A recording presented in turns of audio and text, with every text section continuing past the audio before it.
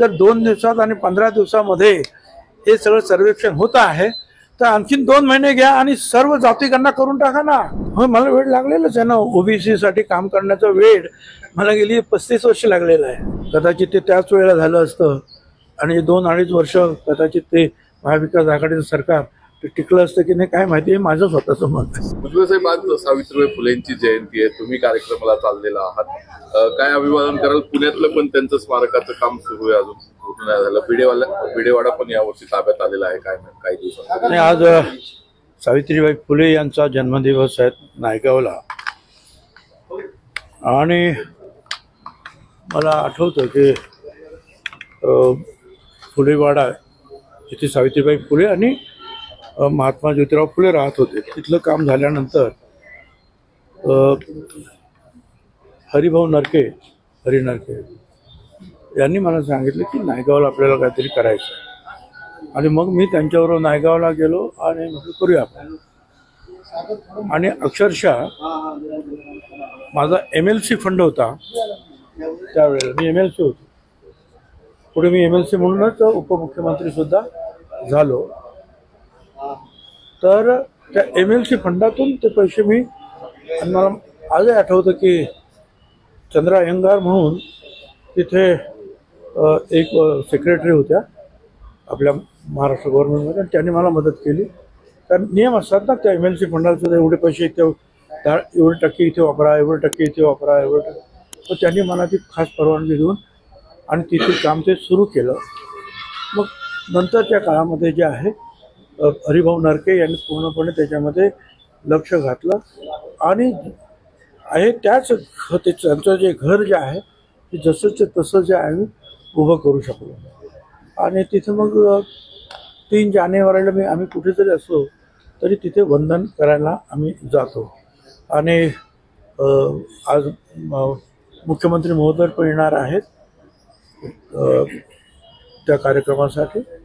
थोड्या वेळाने आम्ही निघू आणि बस. सावित्रीबाई फुलांचं काम म्हणजे महत्त्वाचं म्हणजे महात्मा फुले सावित्रीबाई फुलांचं काम की मागासवर्गीयांसाठी काम करा आणि विशेषतः मुलींची शाळा, मुलींचं शिक्षण याच्याकडे जास्तीत जास्त लक्ष द्या. आता या संदर्भामध्ये एकनाथराव शिंदे किंवा फडणवीस आणि अजितदादांनी सुद्धा अलीकडे मिटिंगच्या घेतल्या. त्याच्यामध्ये फुलेवाड्यासाठी त्यांनी ताबडतोब 100 कोटी रुपये त्यांनी ते कबूल केलेले. आणि ती प्रक्रिया जी आहे तिथली जी जागा, जी घरं वगैरे असतील त्यांना योग्य तो मोबदला देऊन ती जागा मोठं करणं वगैरे ते काम सुरू आहे. आणि भिडेवाड्याचं जे आहे त्याचं हे आपलं त्याचं ड्रॉइंग जे आहेत आर्किटेक्ट करून त्याची तपासणी अजून सुरू आहे की निश्चितपणे कसं काय ते व्हावं म्हणून चर्चा सुरू आहे. ते पण काम लवकरात लवकर महिन्याभरामध्ये फायनल व्हावं अशी अपेक्षा आहे. ओबीसी एल्गार मेळावा आहे नांदेड, पंढरपूर, तुम्ही कुठं जाणार? नाही, ओबीसी एल्गार मॅडम असं आहे की 6 तारखेला पंढरपूरला, आज 3 तारखेला इथे, नंतर ताबडतोब आता मी संगमनेरला एक ओबीसीचं कोणी कार्यालय उघडत आहे त्याचं उद्घाटन आहे. आणि नाशिकला जो काही कार्यक्रम आहे ते आटपून पुन्हा येणार. आणि 6 तारखेला पंढरपूरला ओबीसी एल्गारचा मेळावा आहे. 7 तारखेच्या बाबतीमध्ये खरं म्हणजे मी काही तारीख दिलेली नव्हती. आणि विशेष म्हणजे राष्ट्रवादी काँग्रेस पार्टीचा एक नेता असल्यामुळे राष्ट्रवादी काँग्रेस पक्षाचा मोठा कार्यक्रम 7 तारखेला मुंबईमध्ये आहे. त्यामुळे त्या कार्यक्रमाला तिथे राहणं मला आवश्यक वाटतं. त्याच्यामुळे नांदेडला काही मी जाऊ शकणार नाही. पण इतर जे आमचे काही नेते आहेत ते ती रॅली पूर्ण करतील. 13 तारखेला जे आहे तिथे जिथे आता अनेक आमचे मेळावे झाले.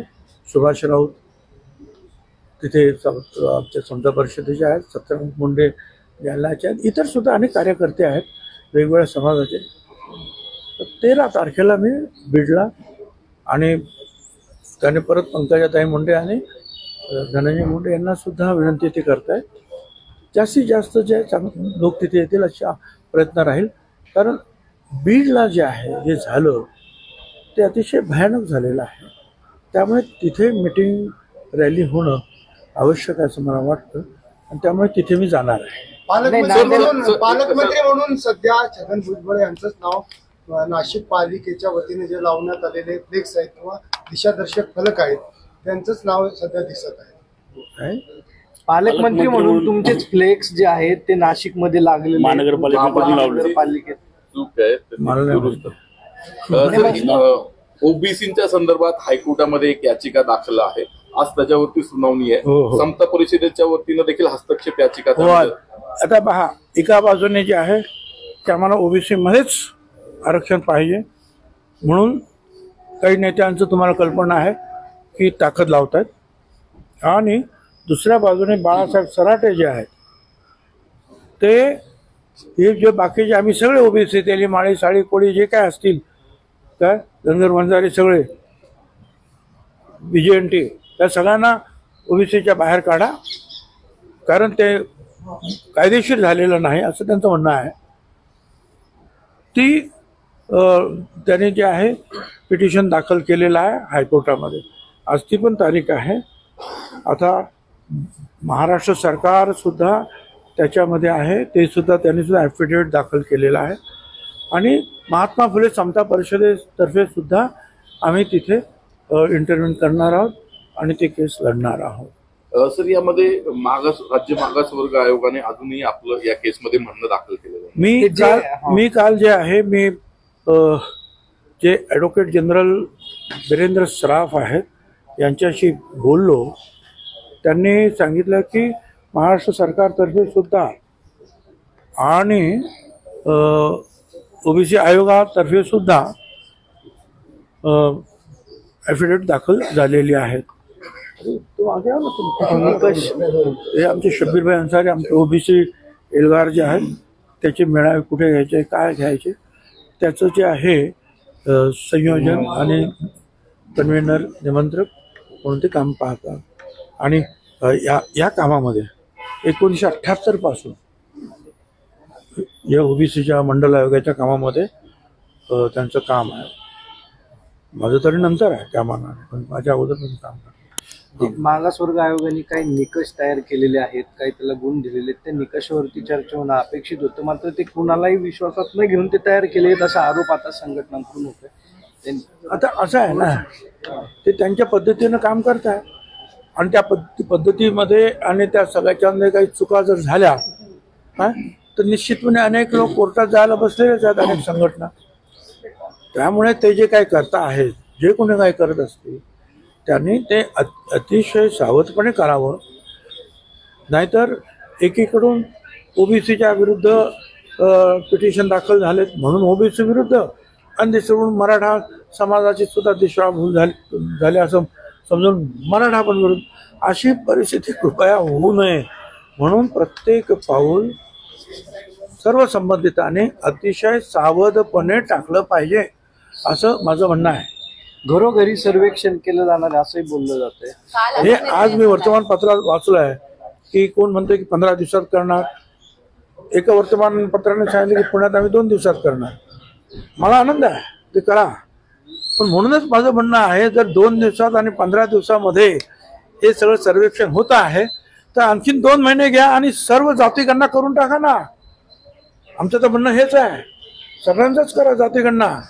जी जनगणना जनगणना जी आहे बिहारमध्ये केली तुम्ही हे जर 2 दिवसात आणि 15 दिवसामध्ये आटपत असाल तर 2 महिन्यामध्ये तर सगळ्या महाराष्ट्रामध्ये सर्वच जातींची जनगणना निश्चितपणे होईल. कारण आता असं बघा 50% आरक्षणामध्ये आहे. ते आरक्षणामध्ये जे 50% आहेत त्यांची जनगणना त्यांची काही ती जनगणना किंवा तो डाटा गोळा करणार नाहीत. फक्त 50% तो डाटा गोळा करणार बरोबर. 50% डाटा गोळा करायला जर 15 दिवस तर 100% डाटा गोळा करायला 1 महिना आणखीन 1 महिना घ्या. आता 2 महिन्यात पूर्ण होईल तर ते करूया अशी तर आमची मागणी आहे सरकार. शिंदे समिती बरखास्त करायची आपण मागणी केली होती. आता ते करतातच काम सुरू आहे त्यांचं. काल बैठक झाली त्यामध्ये सगळे सोयऱ्यावर अद्याप जरांगी जे आहे असं आहे मी तुमच्याशी जेव्हा बोलतो त्यावेळेला ते मेसेज सगळीकडे जात असतात. आणि मला काय बोलायचं ते आम्ही मुख्यमंत्र्यांशी उपमुख्यमंत्र्यांशी बोलत असतो. नाही घरोघरी जाऊन सर्वेक्षण करण्याचा जो निर्णय काल घेण्यात आलाय तेव्हा मुख्यमंत्री आणि दोन्ही उपमुख्यमंत्री हे उपस्थित होते. याबाबत तुम्हाला काही आधी पूर्वकल्पना देण्यात आली होती का? असं आहे ना की आता ते मराठा समाजासाठी चाललेलं आहे, त्यांची ती उपसमिती वेगळी आहे, त्याच्यामध्ये मी नाही आहे. त्याच्यामुळे मला त्यांनी बोलवणं की मला त्यांनी विचारणं हा काय भाग उपस्थित होतच नाही. मुंबईला जाण्यावरती जरांगे ठाम आहेत आणि वेळोवेळी एअरपोर्ट हा शब्द तुमच्यासाठी ते वापरतायत, हे याचा निषेधही अनेक ठिकाणाहून होतं, पण हे कितपत योग्य आहे? आता ते योग्य आहे की अयोग्य आहे ते महाराष्ट्राची जनता ठरवेल. आणि ते मुंबईला जात आहेत आणि ते कशासाठी जात आहेत, काय जात आहेत ते सांगतायत. आणि ते जे आहेत त्या संदर्भामध्ये बोलणे करणारे आमचे मंत्री मुख्यमंत्री ते त्या बाबतीमध्ये निर्णय घेतील. अशी माहिती पुढे आलेली आहे की अंतरवाली सराटीमध्ये कुणबीची नोंदच सापडलेली नाही. एक आणि दुसरं 13 तारखेला तुमची सभा बीडमध्ये होती, तर जरांगे पाटलांनी तुमच्यावर टीका केलेली आहे खालच्या पातळीवर, किंवा काय टीका केली, तुम्हाला वेळ लागले असं त्यांनी काल ह्याच्यामध्ये म्हटलेलं आहे. आणि अंतरवाली सराटीमध्ये कुणबीची नोंदच सापडलेली. हो, मला वेळ लागलेलाच आहे ना. ओबीसी साठी काम करण्याचा वेळ मला गेली 35 वर्ष लागलेला आहे. ओबीसी साठी, मागासवर्गीयांसाठी, फुले शाहू आंबेडकरांच्या मार्गाने जाण्यासाठी ते वेळ लागलेलं आहे मला. आता काय करणार, ते आता शेवटच्या श्वासापर्यंत जाणार नाहीये. फर्नांडिस कुटुंबियांचा एक विषय आहे की त्यांना 20 वर्षांनी पैसे मिळालेले. ही चुकीची गोष्ट आहे, ही चुकीची गोष्ट आहे. 2014ला ती इमारत तयार झाली. त्याच्या अगोदर ती एका बिल्डरने विकत घेतली ती जमीन. त्यांनी त्यांना सगळे पैसे दिले. ती जमीन, तो भाग नंतर दुसऱ्या रहेजा किंवा कोणाकडे तरी गेला. त्यांनी ते केलं नाही आणि रहेजांकडून मग या कंपनीने घेतलं, समीर भुजबळ आणि त्यांची जी कंपनी आहे, त्यावेळेला सगळे पैसे जे आहेत त्या रहेजाला दिले. कारण त्याच्या अगोदर त्याने ते सगळं पटवलेलं होतं. आणि नंतर मग ती इमारत उभी झाल्यानंतर हे सगळे आले. तर हे आले तर त्यांना विचारण्यात आलं की बाबा आम्ही तर सगळे पैसे त्यांना दिलेले आहेत, तुम्ही आता कुठून आलात परत. आणि मग त्याच्यावरून हे सुरू झालं. मग कोर्टामध्ये सुद्धा ती गोष्ट गेली, कोर्टामध्ये सुद्धा ते टिकलं नाही.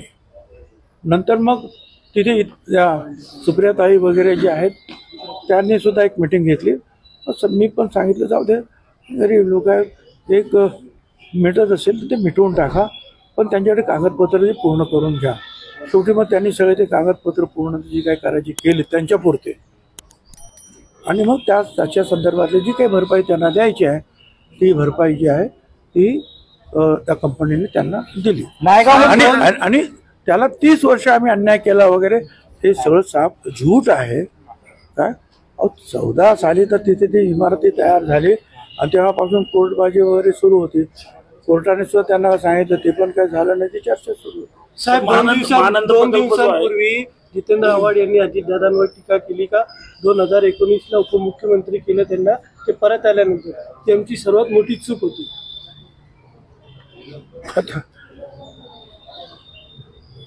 आता असं आहे ना की प्रत्येकाला आता ते आता नाही म्हटलं तरी अजितदादा जे आमचा जो राष्ट्रवादी पक्ष आहे त्याच्या विरोधात आहेत ते, त्यामुळे ते टीका करतात.